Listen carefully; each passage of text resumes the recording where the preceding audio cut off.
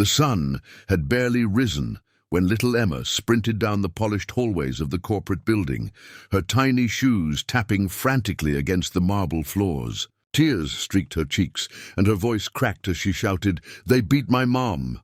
"She's dying?" No one stopped her. Offices were filled with busy executives, lost in their own worlds, the hum of computers and the clatter of keyboards creating a wall Emma couldn't break through. But then she saw him, the janitor, Mr. Harris, a quiet man in his 50s wearing a faded blue uniform, his eyes kind behind round glasses. Emma flung herself at him, sobbing, "Please! Please help my mom." Mr. Harris knelt down, putting a steady hand on her shoulder. "Shh, calm down, sweetie. Tell me what happened."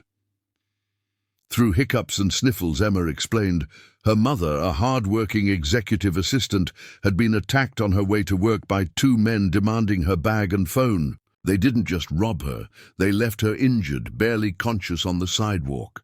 Without hesitation, Mr. Harris grabbed his janitor cart and a first aid kit. People passing by glanced, some smirking, some curious, but he didn't care. To them, he was just a janitor. But Emma knew he was more than that. She had seen him quietly help an elderly woman cross the street last week, and now she hoped his kindness could save her mom. By the time they reached the curb outside, Mr. Harris's secret skill came to light. He was a retired paramedic, someone trained to handle emergencies. Calmly, he assessed the situation, checking her pulse, calling emergency services, and applying first aid with precision. "Help is on the way," he told Emma, his voice steady, grounding her panic. "Your mom's gonna be okay." Minutes later, the ambulance arrived. The paramedics took over, praising Mr. Harris for stabilizing her condition. Emma ran alongside her mother, holding her hand, feeling a wave of relief wash over her. She turned to Mr. Harris and whispered, "Thank you. Thank you so much." It wasn't just the skill that had shocked everyone.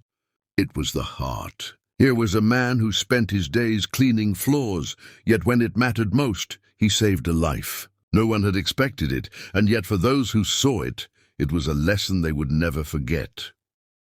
Later, the CEO of the company, Emma's father, arrived. His eyes filled with gratitude and awe as he shook Mr. Harris's hand. "You're a hero," he said simply. Mr. Harris shrugged, a small smile on his lips. "Just doing my job and helping where I can." Emma hugged him tightly. "You're my hero." In that moment, the office realized something profound. Heroism doesn't always wear a cape. Sometimes it wears a simple uniform, carries a first aid kit, and answers the call of someone in need with courage, compassion, and quiet determination.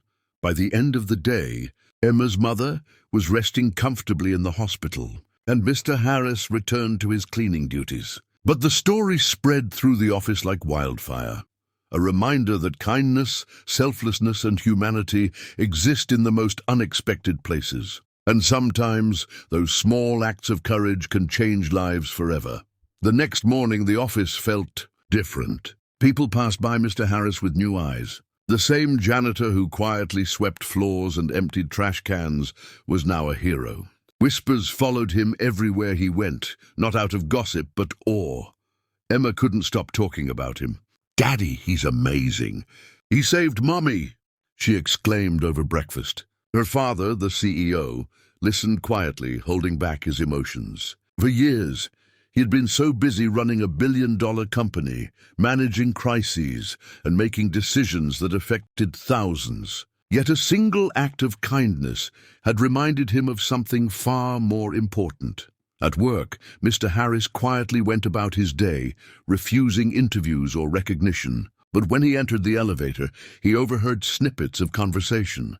"Did you see what he did? Who knew the janitor had that skill? Life's full of surprises." Later that week, the CEO called Mr. Harris into his office. Emma clung to her father's hand, peeking curiously around the corner. "I just wanted to personally thank you," the CEO said, extending his hand. "Not everyone has the courage, skill, and heart to do what you did. You didn't just help my wife, you reminded all of us what truly matters." Mr. Harris shook his head, smiling softly. I just did what anyone would do. Anyone who could help should help. Emma hugged him again, jumping up and down. You're the best. You're my hero forever. But the story didn't stop there. The very next day, inspired by his actions, employees around the office began small acts of kindness, holding doors, helping co-workers, donating to causes, and checking on colleagues who seemed stressed or overwhelmed. One act inspired another, creating a ripple of compassion that spread through the company like wildfire. Emma's mother, now fully recovered, joined the effort. This office feels different now, she said, smiling. It feels human again. And Mr. Harris? He continued his work, cleaning, maintaining, moving quietly through the halls. But something had changed inside him too. He realized that every day offers a chance to impact lives in ways that go far beyond one's title or role.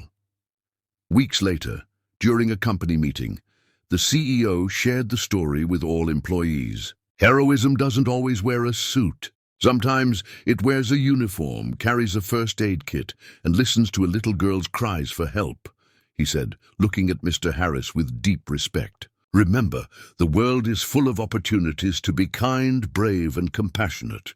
Take them. Emma sat on her father's lap, clapping, tears of joy in her eyes. She whispered to him, I want to be just like him when I grow up. Mr. Harris winked at her from across the room, smiling quietly to himself. He didn't need accolades or headlines. He had already made a difference, and sometimes that was enough.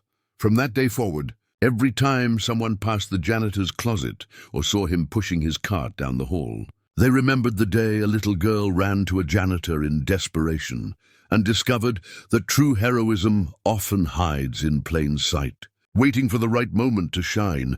And the world, it felt just a little warmer, a little kinder, because one man answered a little girl's cry.